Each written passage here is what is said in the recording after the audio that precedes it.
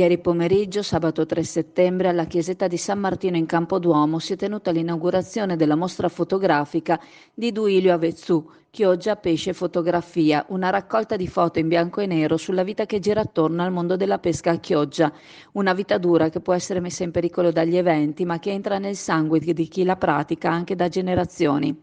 Importanti gli interventi che sono stati fatti in presentazione alla mostra proprio per l'importanza del tema, soprattutto ora, periodo in cui è lo stesso settore ad essere messo in discussione e a rischiare di essere relegato a un'attività per pochi. Con questa mostra quello a cui si è dato risalto è stato la tradizione del mestiere del pescatore, alla fatica, all'abnegazione di un mestiere che ha contribuito a fare della nostra Chioggia ciò che è.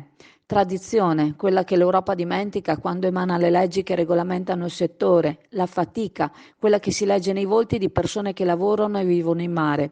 A legare le foto alla nostra realtà, dando loro una valenza più incisiva, sono intervenuti l'eurodeputata onorevole Rosanna Conte, il sindaco Mauro Armelao, il consigliere regionale Marco Dolfin, Gianfranco Munari, presidente della Fondazione Clodiense, che ha appoggiato e sostenuto la mostra e il libro annesso, e il direttore del mercato ittico all'ingrosso, Aldino Padoan, oltre a altre personalità del territorio ed esperti del settore.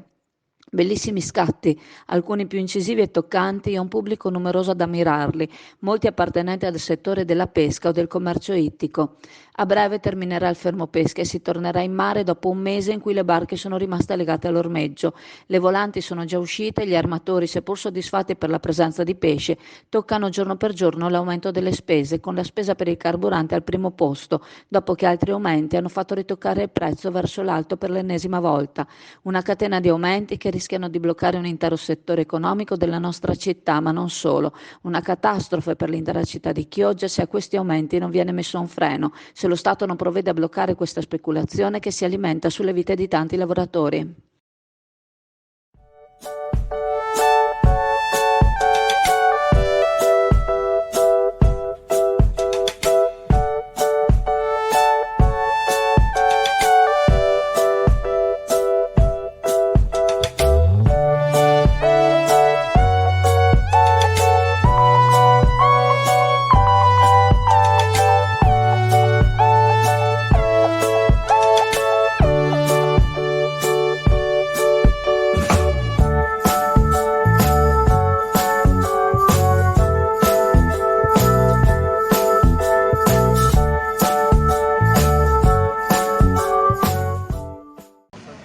L'autonomia rimane quella che è la madre di tutte le battaglie e ovviamente io in questa elezione dove sono chiamata a ritornare a Roma dopo 5 anni tornerò con molta più determinazione, ma soprattutto con questo desiderio grandissimo che non è solo il mio desiderio, ma è il desiderio di tutti i veneti di portare a casa l'autonomia.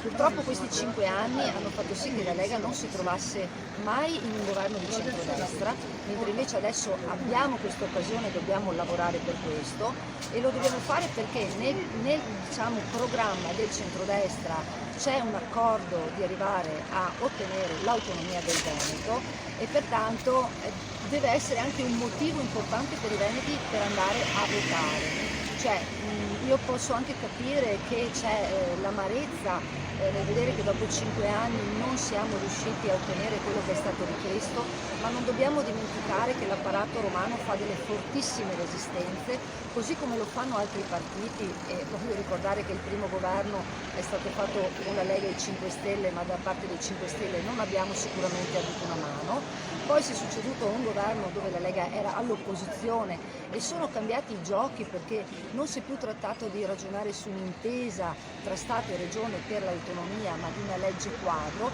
e ora si va verso la parlamentarizzazione, che vuol dire che l'autonomia viene portata in Parlamento. Allora serve che davvero ci sia una pattuglia, una flotta di parlamentari veneti e la Lega su questo è assolutamente una garanzia e una certezza che quando sarà ora veramente battaglieranno fino in fondo per portare a casa il risultato. Un risultato che possiamo ottenere anche convincendo le altre regioni e gli altri partiti della bontà di questo progetto, che vuol dire assolutamente responsabilizzare le amministrazioni per essere più efficienti nei confronti dei cittadini. Allora, siamo alla questa che vedete, questa bestia che vedete è un'aragosta da 3 kg, Questo solo per mostrarvi una parte della, diciamo, della commercializzazione che c'è da CAM, che è praticamente il primo in Italia sia come quantità sia come qualità. Ci sono tantissime varietà di crostacei da tutte le parti del mondo, quindi quando noi vi mostriamo lo spot, quello del negozio, della vetrina, la vetrina è solo una piccola parte, diciamo, del fatturato qui della CAM, che è una delle, diciamo, delle aziende del pesce più grande, non solo di Chioggia, ma praticamente dell'intero territorio nazionale.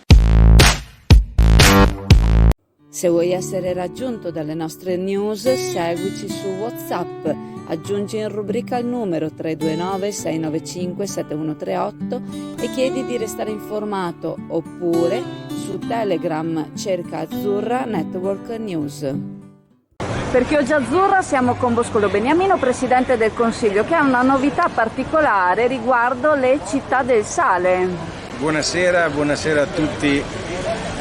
Torno da Cervia, come comune di Chioggia ho rappresentato il sindaco Mauro Armelau e l'assessore alla cultura Elena Zennaro, e abbiamo partecipato come Chioggia al secondo forum internazionale delle città del sale, quindi c'è questa rete europea delle città del sale che è stata costituita, dove Chioggia ne andrà a farne parte, perché il 23 di agosto la Giunta ha approvato la manifestazione di interesse e credo a breve sottoscriverà il protocollo d'intesa insieme agli altri comuni, agli altre città del sale. Hanno partecipato dell'Italia, ve ne dico alcune perché potrei dimenticarmene qualcun'altra, c'è Cagliari, Trapani, Santa Margherita di Savoia, Comacchio, Cervia ovviamente che ne è capofila, ma ci sono anche città dell'Europa, quindi dell'estero, c'è Pirano della Croazia, una città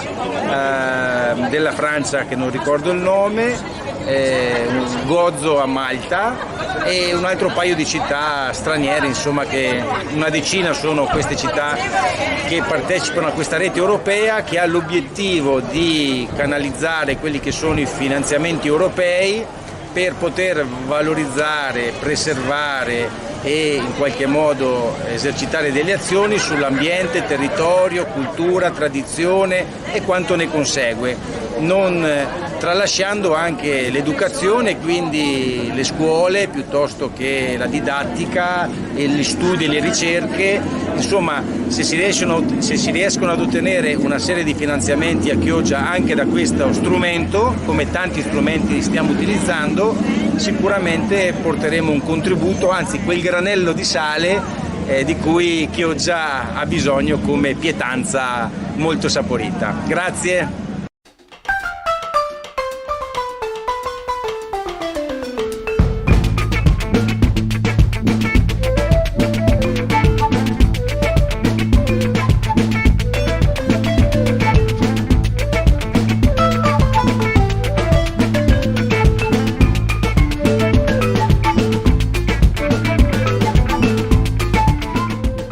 Allora, facciamo un approfondimento sui due tentativi di truffa, quella nota truffa dell'incidente fatta ai danni, però non sono riusciti nel loro intento. La mattina di ieri a una signora ultra novantenne residente di via Stazione e un'altra signora in Calle Sant'Andrea subito nel primo pomeriggio.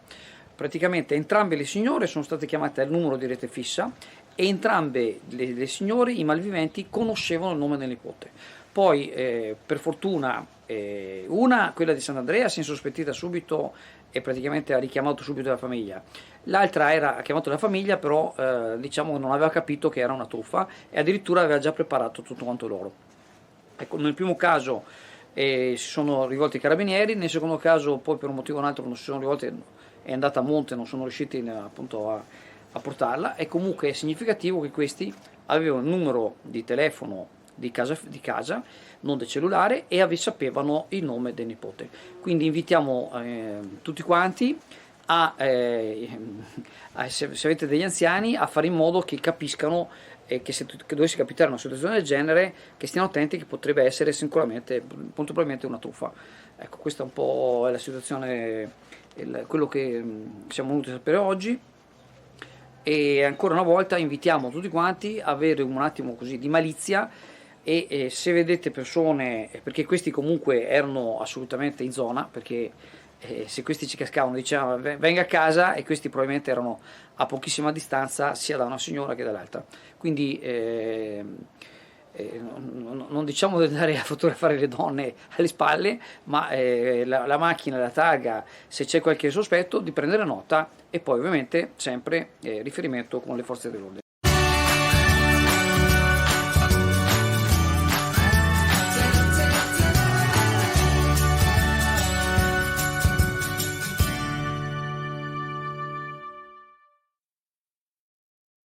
Il rally della Laguna Sud, la veleggiata organizzata dalla Lega Navale Italiana di Chioggia con il supporto della sezione di Padova, è inserita da un paio d'anni nel calendario di Chioggia Vela.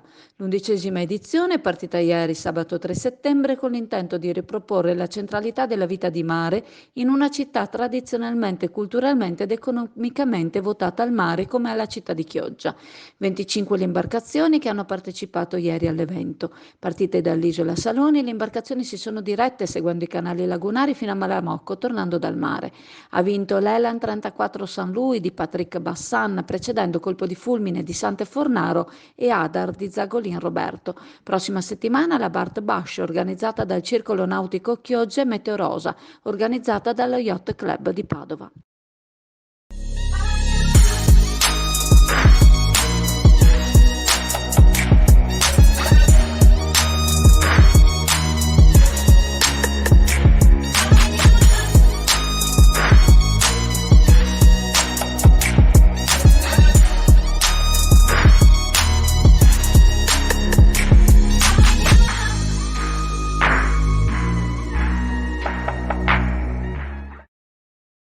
Ieri sera, nella fantastica cornice della chiesa di San Giacomo, si è tenuta la seconda serata del festival organistico dedicato a Carlo Oro. Il maestro Oro indirizzò molti ragazzi verso la carriera di corista. Ieri gli è stato fatto omaggio. Intervenuti due cori, il coro della cattedrale di Chioggia e quello di Adria.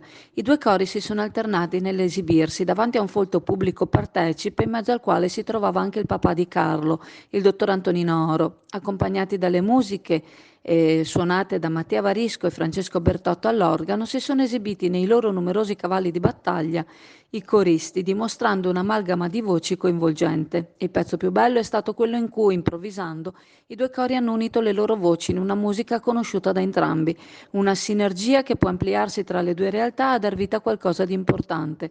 Progetti che vedano realtà musicali di Chioggia con altre di Adria sono al vaglio, anche se è ancora prematuro parlarne, ma non è detto che in futuro ciò non accada. Per l'amministrazione di Adria era presente il vice sindaco Vilma Moda, presente il vescovo di Anin e il presidente del mercato ittico Aldino Padoan.